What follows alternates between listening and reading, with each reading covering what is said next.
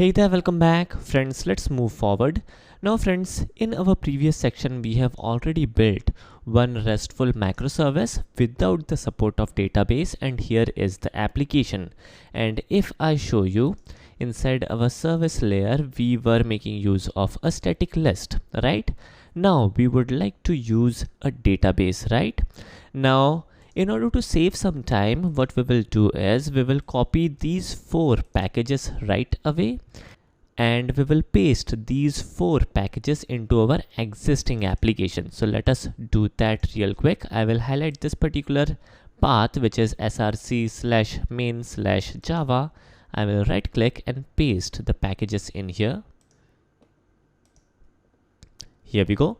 And now let me open this particular package, and this file application.java file is not required now. Let me delete it.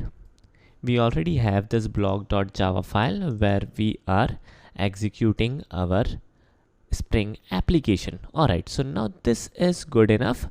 Now in our pom.xml file, we have the support of MySQL and JDBC database and stuff like that, right?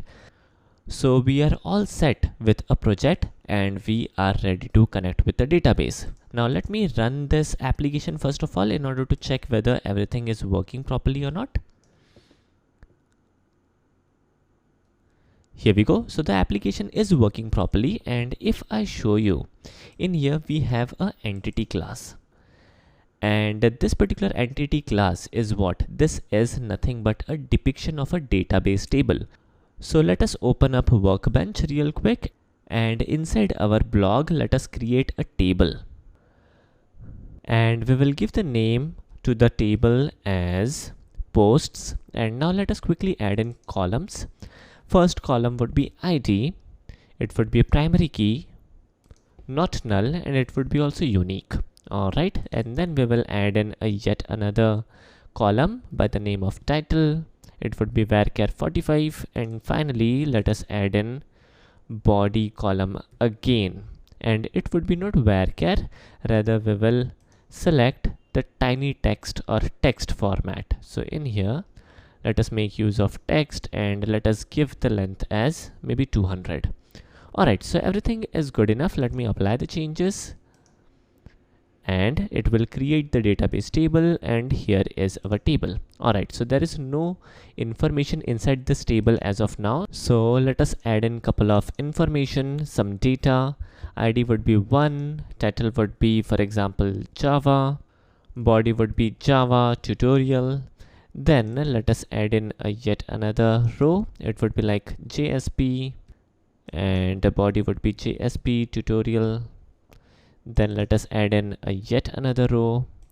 It would be, for example, Spring tutorial.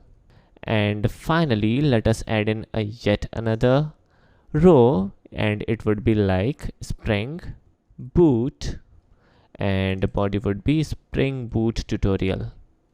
Here we go. Let me click on apply, and let us add in the information, and now we have some data inside this particular table again, which is cool, nice stuff. Alright, now let me open up STS.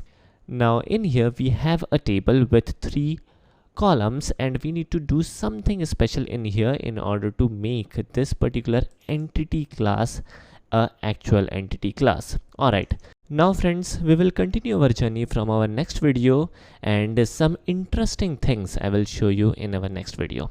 I hope you guys enjoyed this video. Thanks for watching. Have a nice day and take care.